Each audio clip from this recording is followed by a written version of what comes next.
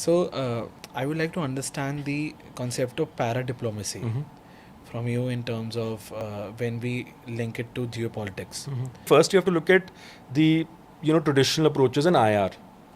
So, if you look at the realist school, the focus is often on the state, on what the state does, and within that, not just the state. Now, the liberal perspective said that it's not just governments; there are other players as well. So, to some extent, you have to look at the liberal perspective of IR, that you look at players beyond the central governments.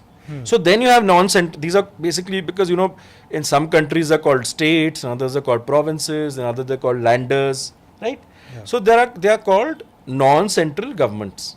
So you had two initially the pioneers of this were John Kincaid. He dubbed this phenomena as constituent diplomacy, and then you had individuals like Soldatos and others who called it paradiplomacy. Okay. Right. So there are and it's essentially the main arguments are the same, that non-central governments have a role to play in external outreach of a country. Okay.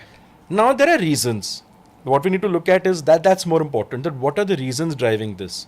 So the first is globalization, increasing interconnectivity with the rest of the world, technology, right?